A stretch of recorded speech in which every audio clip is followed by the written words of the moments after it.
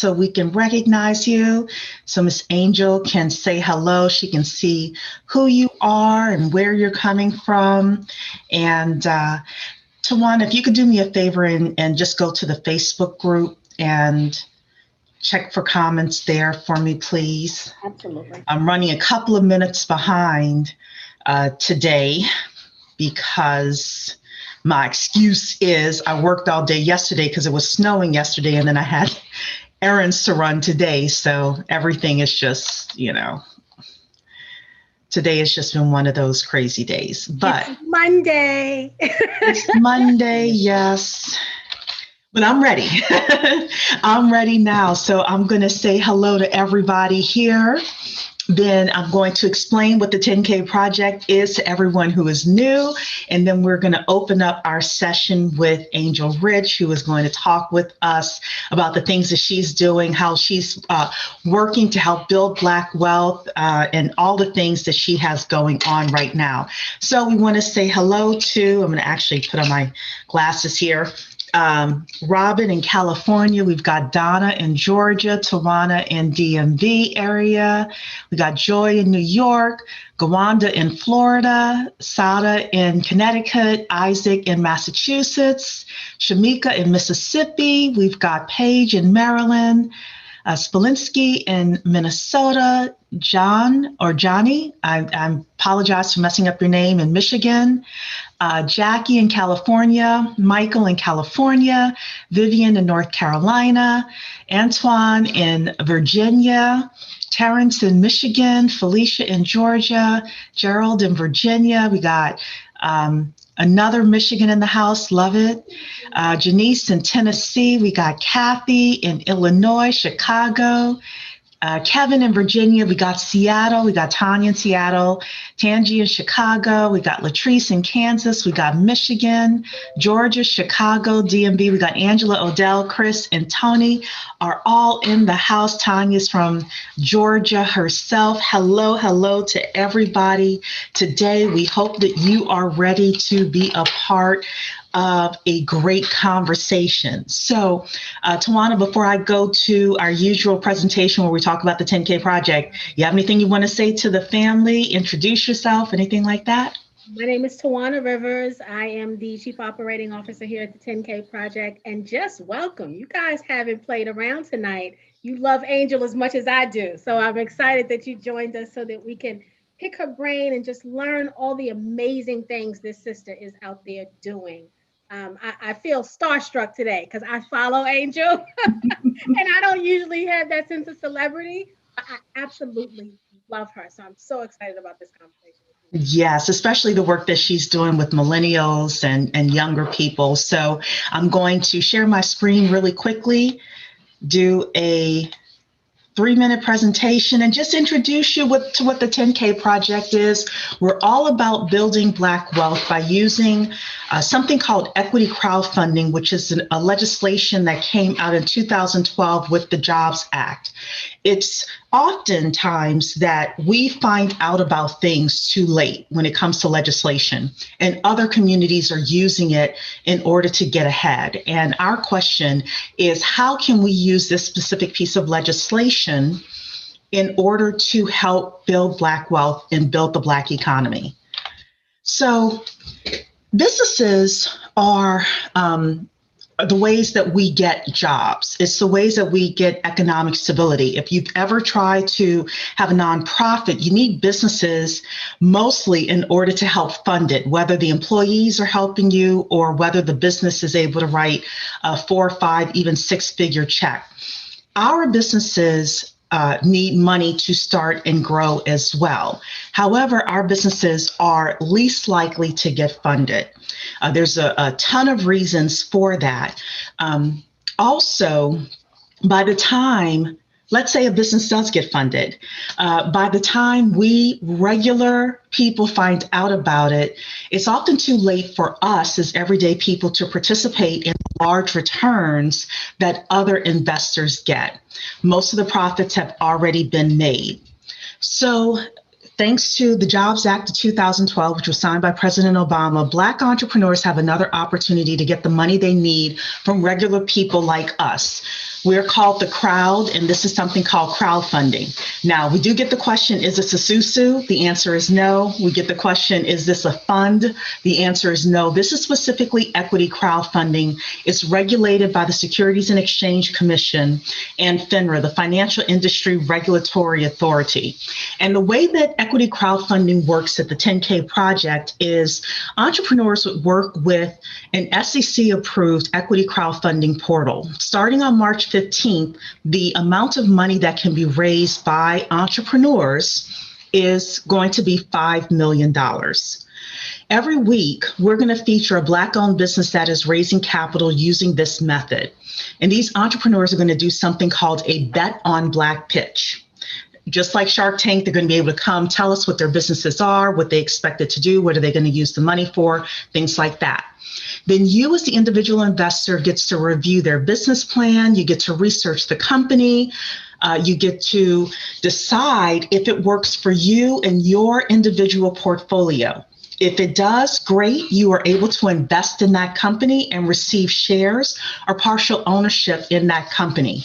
If it doesn't work for your company, doesn't mean it's a bad idea, it just may not work for your portfolio, then that's okay too. So you have 100% control. And if the company makes it big, the crowd shares in the profits. If not, investors only lose what they put into the company.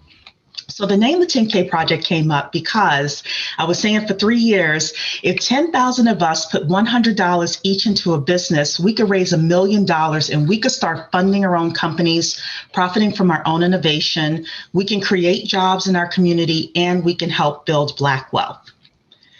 So we are the largest community of investors who actively fund Black-owned businesses via the equity crowdfunding campaign method through our Bet on Black pitches, which are going to start hopefully in the next few weeks. We can't give you a date yet, but Tawana is busy working behind the scenes on that. This is the ultimate ecosystem that we're building, because one of the things that I wanted to make sure of is once these entrepreneurs get the money that they're looking for from everyday investors like you and I, they're going to need to use that money on specific services, whether it's CPA, digital marketer, project manager. They may need to hire people, etc. So within our community, we have an expert directory that all members have access to. You're able to put your information in there, and as these entrepreneurs get funded, they have the ability to come back to the expert directory, put in keywords with regards to what they need, and hopefully we will be able to circulate the Black dollar more. We'll be able to practice group economics at a greater rate, because we're not only being the entrepreneurs, we're also funding our own companies, and we're also providing the services that we need so that we are able to grow these companies. So that's the ecosystem that we're building, and you have the ability to become a member. You will be able to participate in the Bet on Black pitches. That expert directory I just talked about, you will get access to that either to find service providers or to put your name in there for the entrepreneurs that need help. Members only wealth building webinars. We don't want you to just think about investing in crowdfunding campaigns. So we'll have other trainings in the Knowledge Center about real estate and land, tax liens, stock options. Tonight at 8 p.m., we're talking about Bitcoin and cryptocurrency. So you may want to come back. And the thing I'm really passionate about, us not just starting businesses, but buying businesses. So I'm not going to take away Angel's time tonight, but I'm really, really passionate about that. And we're going to have a lot more sessions on that. We also have peer-to-peer coaching and conversations about various topics with regards to building wealth. And we have Knowledge Center exclusive content. So you are able to become a member for one-time payment of $100. It's access for life. It's at the10kproject.com. Tawana, I'm going to toss it over to you. Did I forget anything while people are writing down the website? Nope, you covered everything. All righty then. Perfect. So, Angel, have you come back? Oh, did we lose her? Oh, no, there she is. Hello, hello, ladies. Hello. Hi, how are you today? I'm doing fantastic. How about yourselves? Good, good. So I have a very active dog, so I'm probably going to put myself on mute and let Tawana lead a lot of the interview today. But why don't we just start off with you telling everybody about yourself? You've got a rich history, and we'll take it from there. Absolutely. Okay, sounds great. I'm Angel Rich, founder and CEO of the Wealth Factory, where we design financial literacy, education, technology, games, curriculum, and fintech products. We have a new product out called Credit Rich, where we are rounding up users' spare change to pay their bills intelligently and increase their credit score as fast as possible.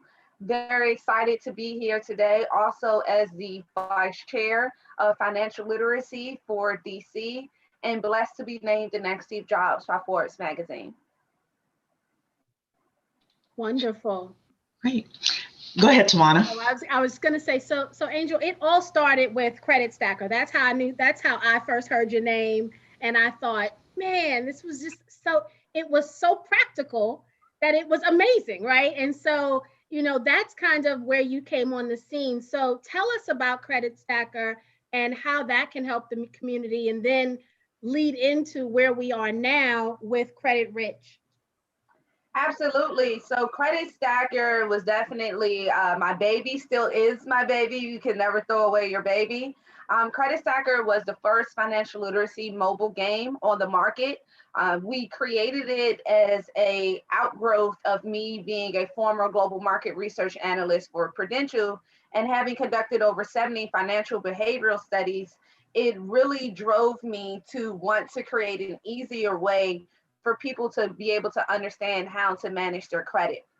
So Credit Stacker is similar to Candy Crush, except for swapping around candy, you swap around credit types to be able to pay off your debt, achieve a high credit score, and learn from the multiple choice questions.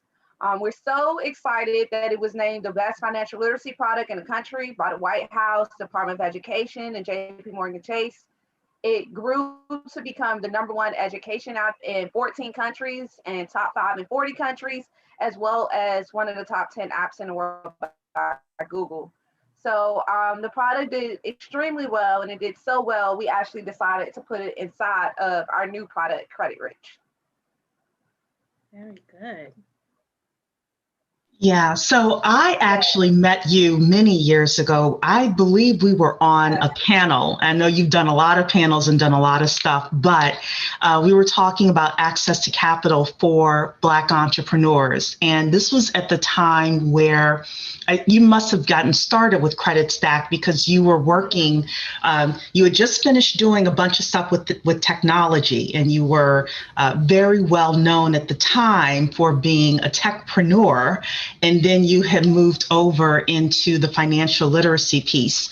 Talk to us though a little bit more about that transition, about helping people get more acclimated to tech, and being able to use it in order to start and grow their careers, their wealth, and then also I'll throw a second question in there: the access to capital for Black entrepreneurs too.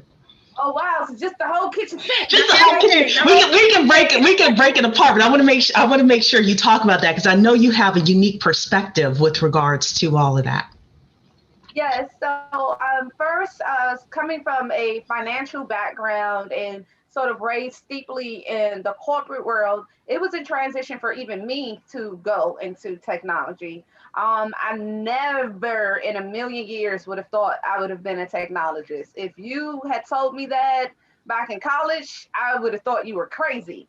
And so I remember even taking the computer science courses and was like, this is too difficult. So I always thought of it as something extremely difficult to do. So it actually was pretty cool that I was able to transition into that. It started with more from a more of a data scientist perspective, where I was able to sort of just visualize what the product needed to look like.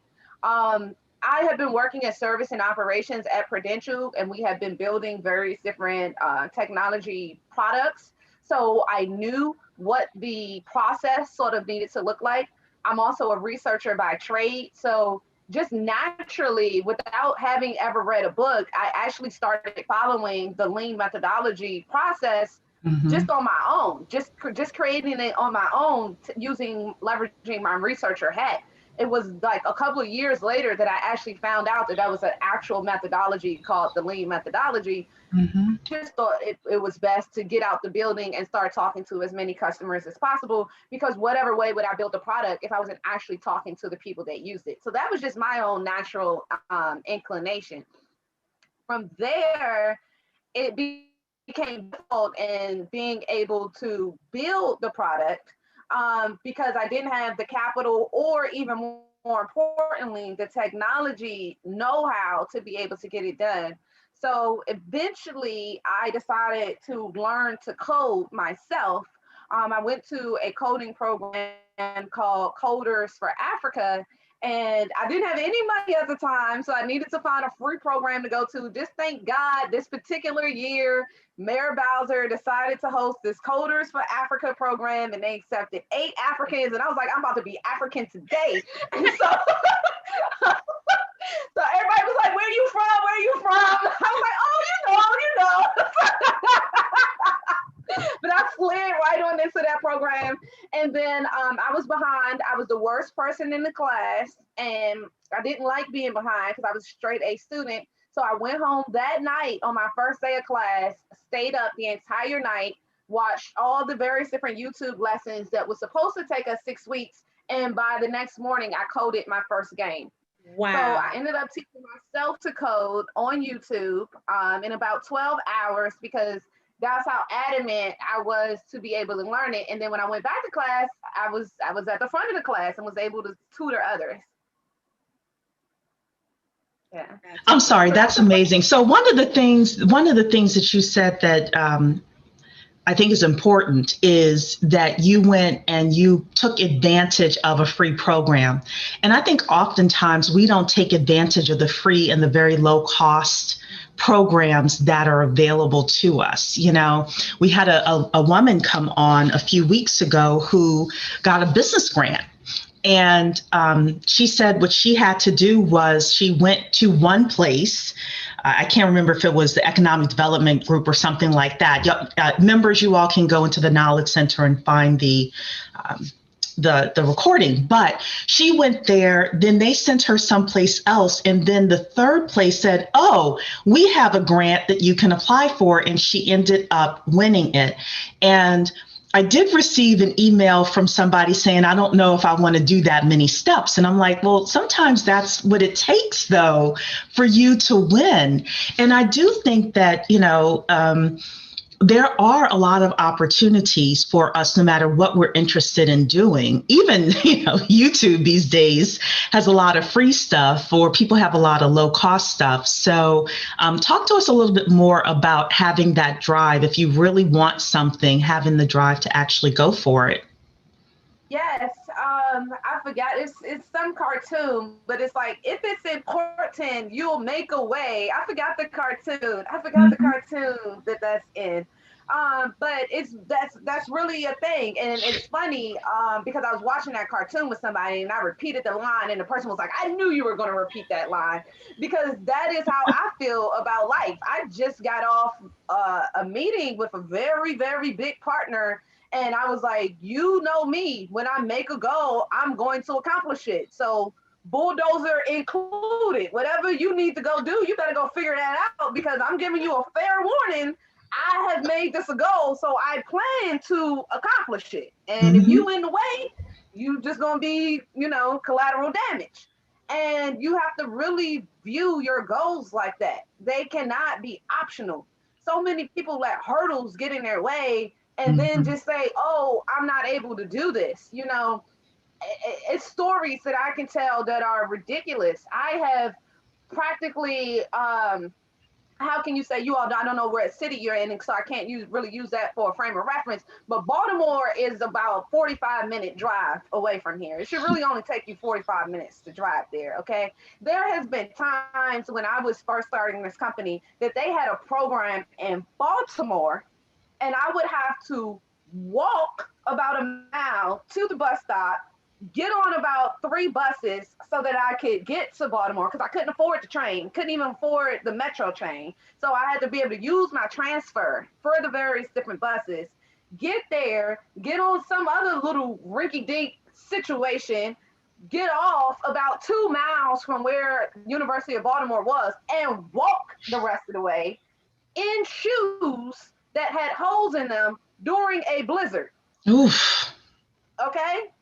So don't tell me about your hurdles and your problems, because I don't want to hear them. And then I was prepared to walk back, and Stacy Wizenat, who's one of my good friends, I was bundling up all my coat, and she was like, "Where are you going?" I was like, "Oh, I gotta go walk these 2 miles to, get to the train, get to the bus." But she was like, "Girl, if you don't get in my car." And so she drove me back, and we've been friends to this day. But this is a true story, and I have plenty of them. So you can't let things get in your way. You have to be willing to work around them. And when it comes to free programs, I have probably leveraged every free program there is in DC. Every single one of them. All the program people know me. It ain't a program.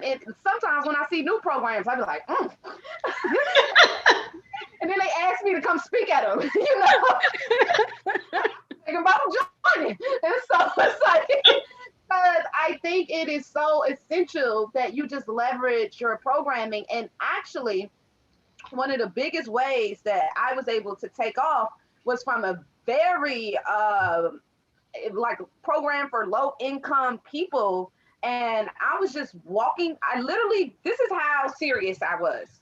I said, I'm going to go to a main street, and it was a main street in the hood at the time. But at the time, that was how my little brain was thinking. Okay. It was a business corridor in the hood where a lot of nonprofits were based. So I literally just got out and started walking down the street, just walking up and down the street, just looking for opportunity. And I came across this thing called East of the River Family Collaborative. And I went in there to try to convince them to purchase financial literacy from me, to let them come have financial literacy for the organization. And as I was walking out, I read everything. There was a sign on the door that said entrepreneurship program, and the deadline had passed. I turned around, went back in, and said, I would like to join this program, but I know the deadline passed. And I was so serious. They called the program lady. She wasn't even there. And she said, if this girl is this serious and had you call me, accept her into the program. Coincidentally, the lady was best friends with the lady in charge of financial literacy for DC government. And as a part of her community service, happened to come to opening night, heard what I said, and was in the middle of changing the financial literacy contract for DC. I am now vice chair of that committee. All right. Me doing this. Honey, if you did not just preach to us just now. Yes. My goodness. But it is about having a goal, like a clear vision of what you are on this earth to do, and then talking to anybody, in the words of Willie Jolly, Lottie Dottie and everybody about this is what I'm trying to do, because that person may not be able to help you, but it could be the person that they know, or the next person, the person that's eavesdropping that can help you. One of the other things, Tawana's going to laugh, one of the famous sayings that I have, I need to get it copywritten. It's not what you know, it's not who you know, it's who knows you. Yes. And the reason that I say that to people is just because you know somebody, if they don't know you, if they don't know that you're trustworthy, that, what you can do, you're trustworthy, you're a person of your word, then you're not going to get a lot of opportunities. But the more people who know you and the more the right people who know you, stuff, at least for me, falls in my lap. It's actually something at 9:30 this morning fell in my lap. And again, it just so happened for the 10K project, somebody else called me that I've known for years and said X to me, not to tell Tawana about it, but she said X. And I'm like, ooh, this would be great for the 10K project. I mean, when I say big, y'all, I mean big, like 8-9 figures big. Okay. So we got to do some stuff behind the scenes for that. But Angel, talk about building your network, because you have a lot of the people that I know of, you do have a great network. Talk to people about building a network and the success that you found because of the network that you've built over the years. Yeah, I think this is really key, and I have a few different perspectives and gems here, so I'll try to just shoot them out. Um, First of all, like you said, it's about who knows you, and I'll take it on the same path as you. Who is talking about you when you're not in rooms that you want to be in, Mm-hmm. and what are they saying? Mm-hmm. Do you have somebody that's at the Grammys or something that's bringing up your name and mentioning it to the right person? And I think curtailing that and really being strategic about that is something that people can actually influence, whether they realize it or not. You can almost inception your future of people talking about you into their own heads by planting certain seeds. And I call this the cyclone effect, where you also want to surround the people that you want to get to know. So let's say if I wanted to get to know you better, Cherie, I would actually spend a lot of time getting to know Tawana. And then eventually Tawana is going to introduce you to me. So I actually wanted to know you the whole time. And Tawana now thinks she's doing you a favor by introducing you to me. That's how I operate. Little, no. But, and so by the time you're like, hey, girl, Now I you want call to me later. I know what's up, Angel. So that's how I operate, and many people don't even think about it like that. I also am nice to everyone, and not in a fake way, in a genuine way. Like I get to know the security guard, I get to know the maids, I get to know the cleaning people. Do you know they take out all your trash and know all your business? So I get to know all the cleaning people. I get to know the secretaries. I send people cards. I send them wine. I stop past and say hello. And I really make sure I build a genuine relationship. I try to remember their kids' names. And my mother is a saleswoman. She was very good at it. And one of the things she taught me was to always try to find something genuine that you like about the person. Like Cherie, I like your nail polish. I like your lipstick. It's not a lie. You're not making it up just to say something nice, something that you actually genuinely like about them. And then you build from there and the conversation can Mm-hmm. continue. Um, another thing I do is I ask for mentorship. I don't really need your mentorship. So I just want to get to know you better. I probably want to get to know somebody that's next to you better. And I will take your advice, because who knows what you can possibly advise me, and be able to leverage that for my product. I'm really just trying to build a relationship with you. But because you might be older than me or have a bigger ego or more senior or whatever it might be, I'm going to say that I would like your mentorship. But half the time, I'm really just trying to get to know the person better. Yes, of course, there are mentors out there that I learn from, but I really actually just leverage it as a way to be able to get to know people, so that when it comes and actually I even do this for the benefit of people. Like, let's say, Cherie, I knew a great financial counselor for you, and I just knew that you should be investing in this blue nail polish. Okay. I would literally come to you, ask you to be my mentor. And then when I got to know you better, I would say, hey, have you ever considered investing in nail polish? Oh, would you consider this blue one? I happen to know this blue one that's making a ton of money over here. And now I'm going to let you think that it was your idea to be my mentor. And some type of way you mentored me into going after this blue nail polish, when really the entire time I had the partner that was selling the blue nail polish, and I targeted you as the person to sell it to.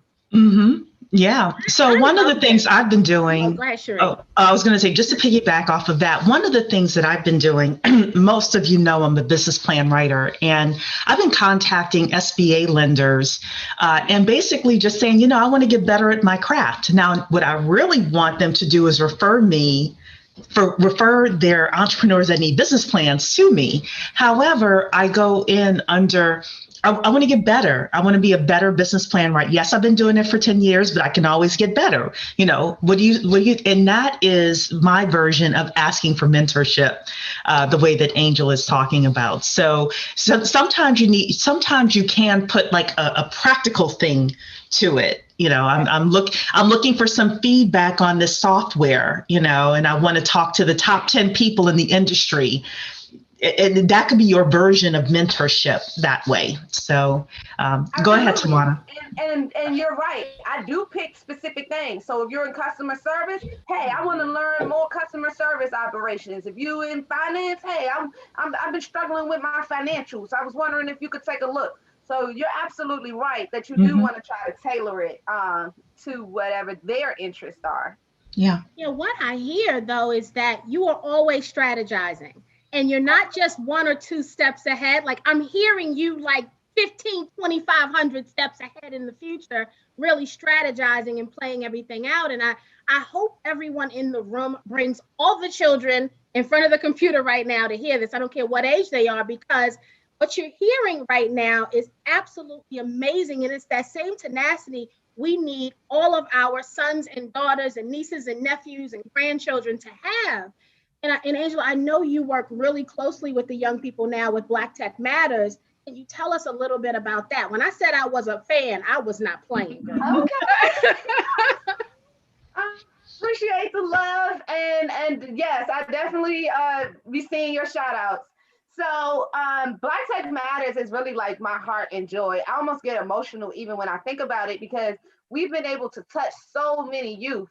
And it came as a result of people not feeling as though that Black people could create. Well, first of all, when I got named the next Steve Jobs, it was a whole uproar over the fact that I was a Black person and that I was a woman. Then secondly, there were people, powers that be, that were coming to me asking me to host specific diversity competitions. And I was like, why do we need to separate Black people out from everyone else? Like, do you think we're of lesser intelligence? Are we not capable of creating the same products? And it was like this notion that just Black people were not equal. And I can't tell you how many stages and people I have probably upset along the journey of me just not playing by the cookie cutter role and really standing up and saying, no, Black people can do this and more. And matter of fact, we outperform y'all by 35%. So with us working with Black Tech Matters, it's really an initiative that we started to be able to expand tech equity for employment, education, and entrepreneurship amongst Black youth. And we also work with adults as well, because the Black population as a whole, we all have just been kind of forgotten. America almost looks at us like the teenagers of the country. And in a certain aspect, we are, when it comes to things like coding literacy and financial literacy and health literacy. These are all things that have been conveniently deprived from us, where they have almost forced us to not be educated in these manners.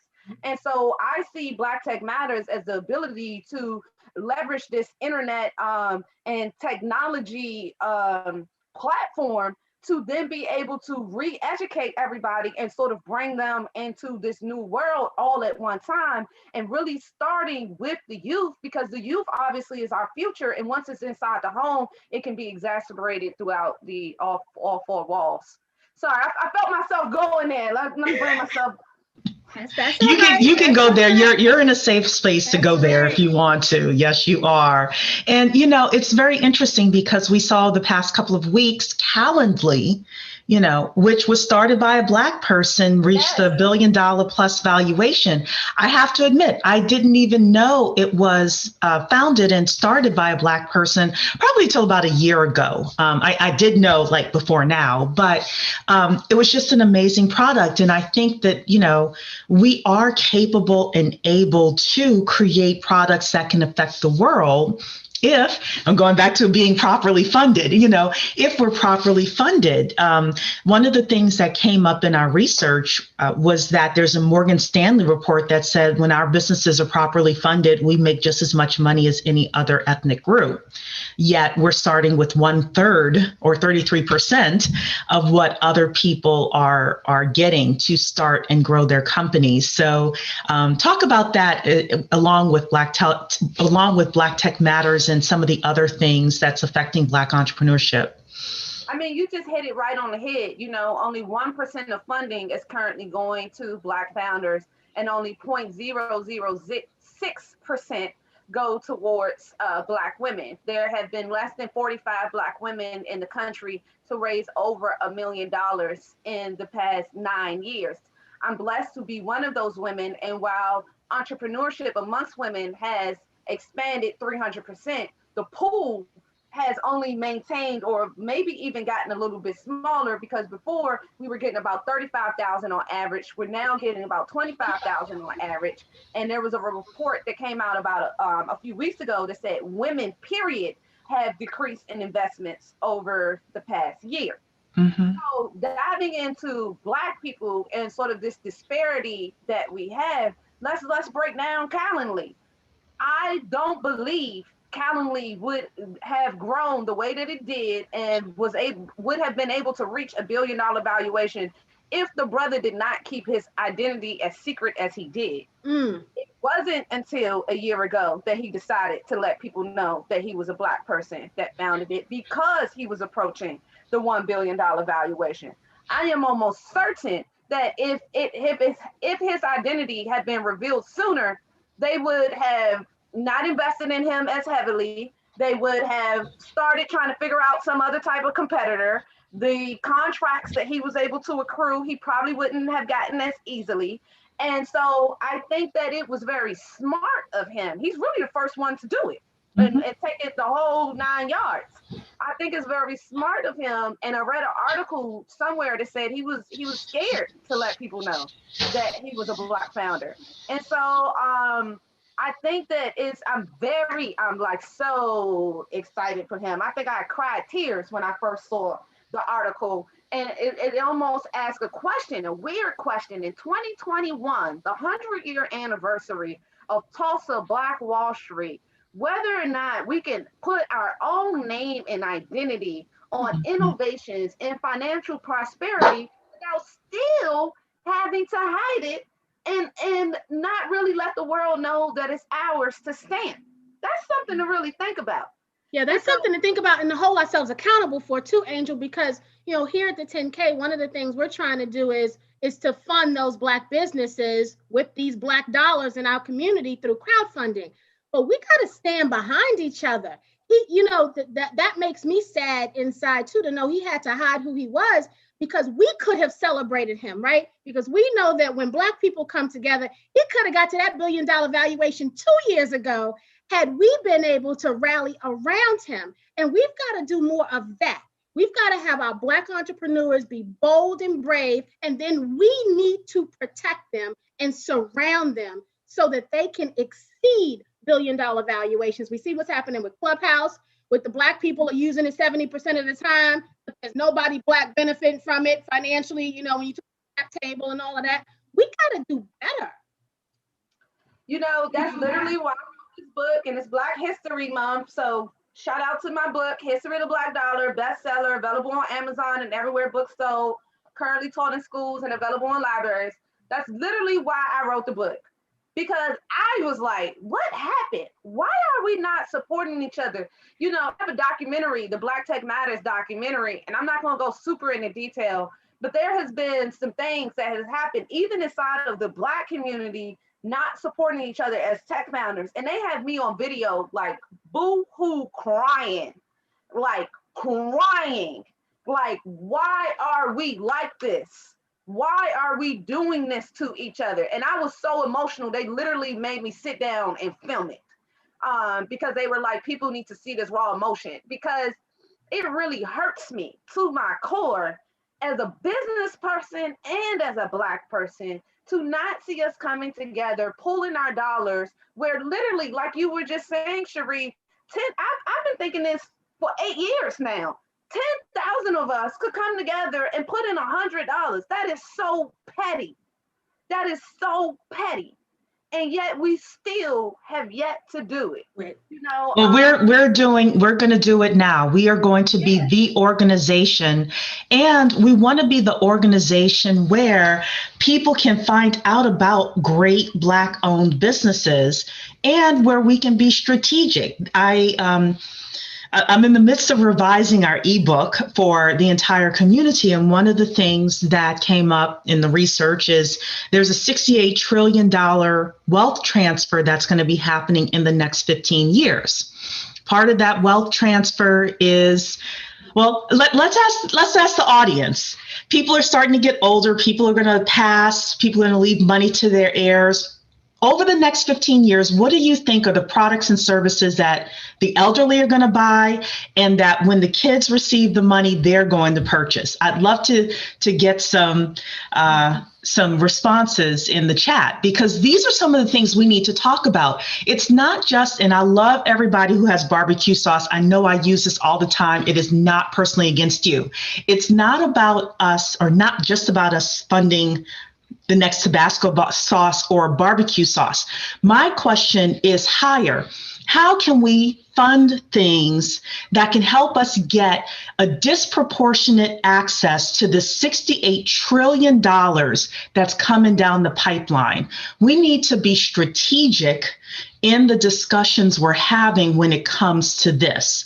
Otherwise, we're going to be, in my opinion, unable to really fulfill the mission and get ahead of the curve like we need to. So Merland is saying, people are saying property and land. Yeah, property is going to be sold, land is going to be sold and purchased. Real estate development, telemedicine, healthcare, home healthcare, security, businesses are going to be sold, franchises, biotech, renewable. Y'all are right. Okay, so you're on it. Assisted living. I'm a business plan writer. As I said before, I am getting more calls for people wanting to start assisted living facilities. So my question is, and people like us are calling me for that, don't get me wrong. But when are we going to start owning the 100-bed assisted living facilities and having them all across the United States? That's where we really start moving and pushing, our wealth generation ability. So go ahead, Angel. Yeah, it's funny that you say that. I'm now in a phase where I'm starting to not just advise companies, because apparently my advice ends up being worth millions. Like, when people just keep being successful after they talk to me. So I've decided to start taking a piece of equity out of it as well, ranging from 5 to 50%. But one of them that I didn't do recently that I might circle back on, because you just brought this up, I just helped the business with assisted living. And I'll just use this as an example of how we're moving and how we could be moving. So this brother, he came to me and he was like, he got some assisted living facilities in Arizona. And I said, Arizona? What you doing in Arizona?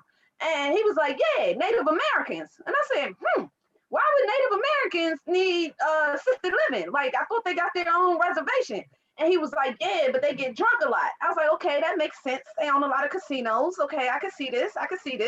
And so he was like, yeah, but the traditional Native American people, they don't like actually having drunkards and like gamblers and like, I don't know what you would call disintegrants, or I don't know the proper word. The degenerates, yeah. Degenerates, there we go. They don't like having degenerates on their land. So they put them in assisted living facilities. So I said, that sounds cool and everything. You making $1 million or $2 million a year. But what would happen if you brought all the chiefs together and told them that you were going to be the third party person between them and the government, and you controlled all the Native American contracts? And he was like, I don't think that's possible, Angel. The chiefs will never talk to each other. I said, they'll talk to each other if you tell them that money is in the middle, and you call a meeting and you do it off of one of the reservations where it's agnostic to everybody, and you tell them that you're going to make a joint contract and they no longer have to argue and talk to each other, and you're the center person. So needless to say, wow, he's now making $1 to $2 million a quarter, and on his way to making even more. I should have took a percentage of that business. And you should have. did that in 30 minutes. So it's like, Wow. that's how we should be thinking. We should be Yes. thinking much larger. I mean, that's cool. I mean, that's cute. But how can you make this bigger? Like, let's get to the billions. I don't get Yes. why people keep getting to the millions and feeling like they did something. Like, not really. Like, if you make $100,000 a year and you work for 10 years, you technically made $1 million right then. So if you're gonna go off and do something, let's actually do it. Like, I don't get it. I'll say it like Yes. this. I had a mentor say to me, and I keep repeating this, so I'm sorry if anybody has heard this already, but I'm gonna keep repeating it till I die. And he said, Angel, it takes the same amount of time to make $1 million as it does to make 100 million, as it does to make a billion. So why not focus on the billions? And I promise you, from that moment forward, I have never thought of anything less than $1 billion because Amen. it makes sense. If I'm going to spend my time and energy working on this project where I'm going to have to uh, gather strategy and customers and pricing and build things and da da da da da da, I might as well be doing it for $1 billion. It's the same amount of effort. You just Yeah. have to think bigger. You just have to have more confidence in yourself and believe that you can actually do that. And my mother used to make me do all this self-image stuff when I was younger because she used to say, you're going to be a billionaire. And I want to make sure you don't waste your money. So you have to have the proper self-image of yourself to know and believe that you can handle that type of money. If you can't see yourself with that type of money, you'll never make it. That's right. So I actually had a Native American that I did work with him. Yeah, he was a client of mine. This is how other ethnicities do game. And I'm working with some I love them, Filipinos right now, and I'm getting in there and seeing how they do things as well. So I will bring stuff back. But the Native Americans, they have a lot of non-Black people, the greater society, whatever we want to call them. I don't want us to get labeled here on Facebook and YouTube, but there were certain jobs, senior engineering jobs that they were doing in the Native American areas in Oklahoma and places like that. This guy came to me to write a business plan, Native American guy. This is what they were going to do. They were going to go to Congress, get like tens of millions of dollars. They were going to still have the senior engineers up at the top, but they were going to hire all the Native Americans to be junior engineers. And they were going to do that for 5 years.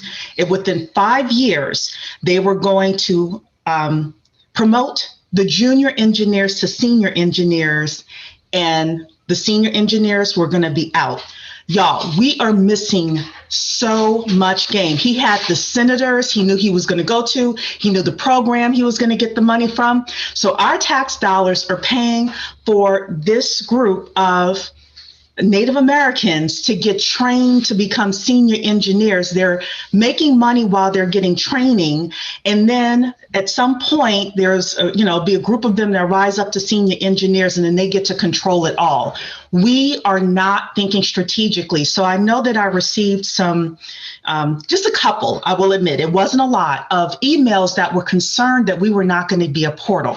I'm trying to tell you that this is going to be best for us as a community, because Tawana and I would have never been able to have these types of conversations with you and stuff that I can tell you behind the scenes that I'm not going to put on any social media. We have an ability to invest in things that could be multi-billion-dollar enterprises if we're able to, someone put it in the chat, mastermind appropriately in order to cultivate the right businesses within here so that we are able to raise the funds and able to circulate that Black dollar and all of us can win. So I know I said a lot there, but I really want people to understand how other groups are doing it. And going back to what I talked to Angel about, there are programs, maybe not specific for the Black community, but definitely the Black and Brown community that we consistently hear about. We are not taking advantage of them strategically, in my opinion.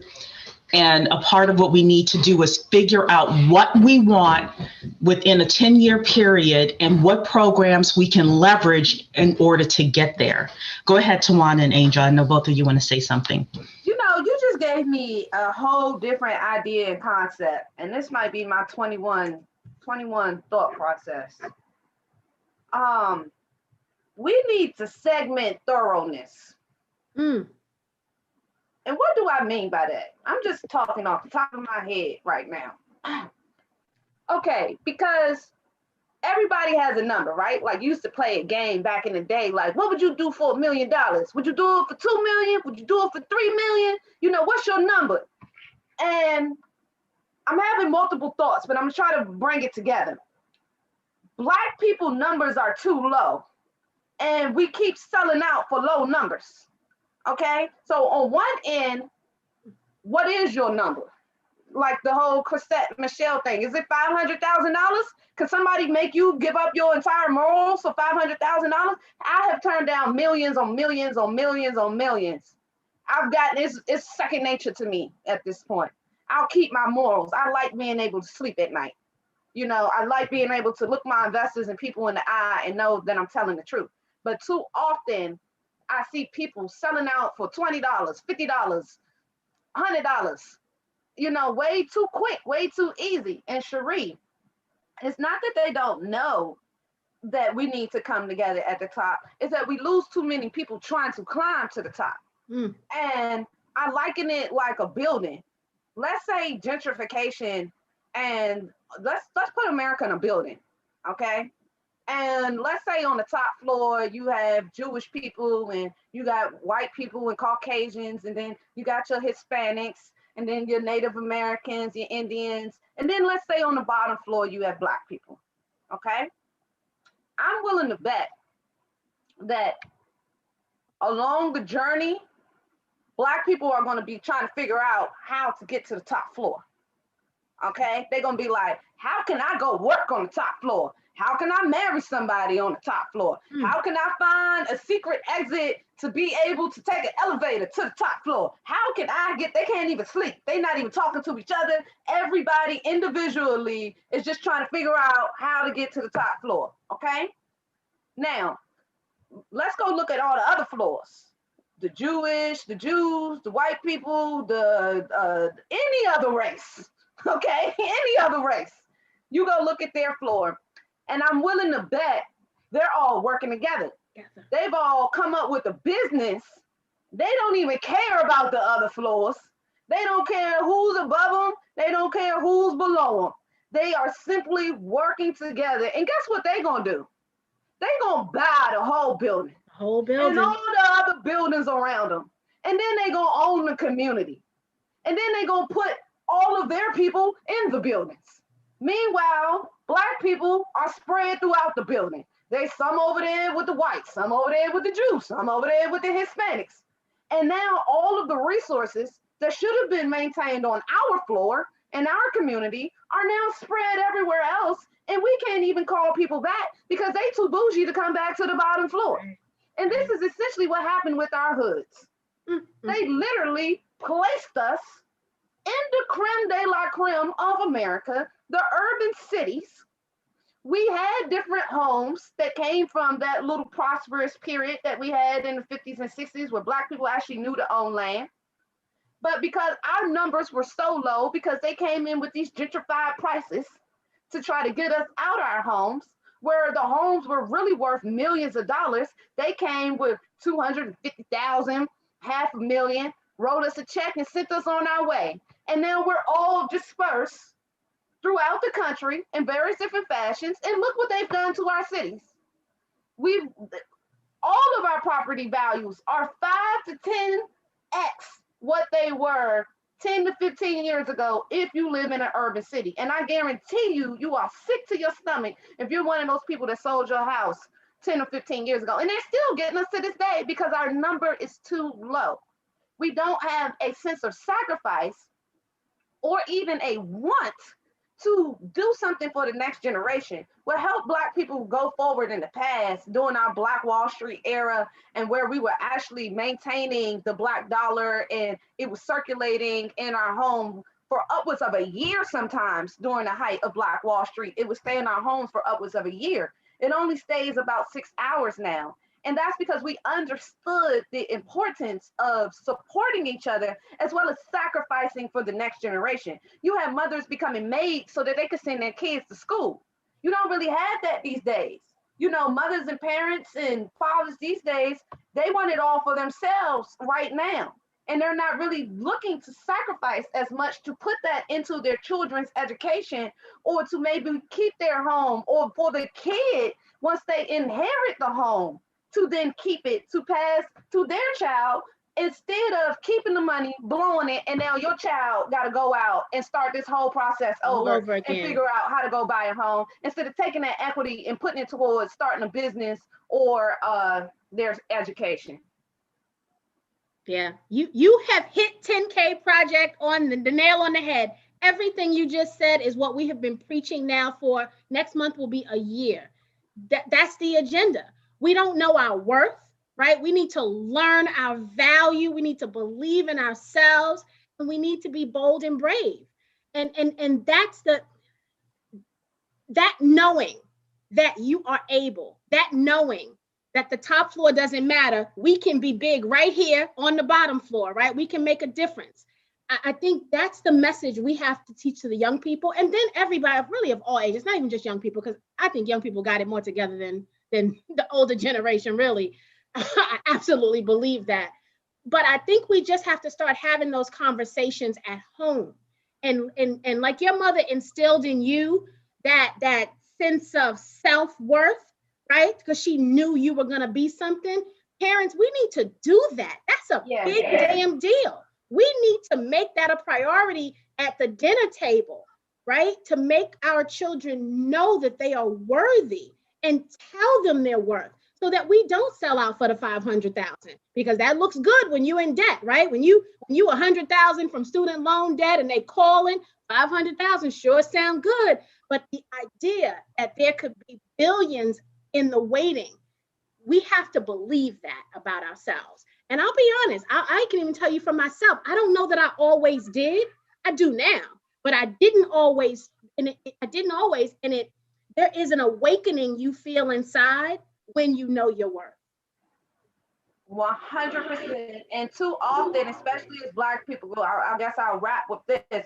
We're told our worth, and it's usually inaccurate. Mm-hmm. And if you go back and read Booker T. Washington Up From Slavery, he said he met a man, and he asked the man, how many of you were you sold with? And the man replied, 3. And he said, it was me and 2 mules. And Booker T. Washington said, my God, he just equated himself to a mule, because he was told that his value was the same as the livestock.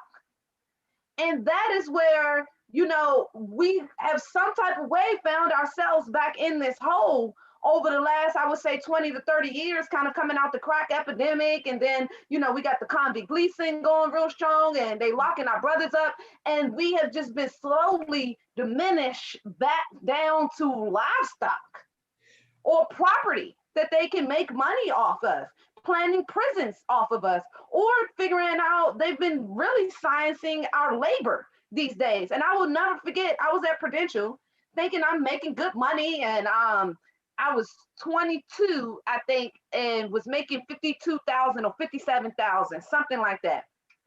And this guy came over to me and said, yeah, you know, that's how much this company is paying you, but you're really worth about 170,000.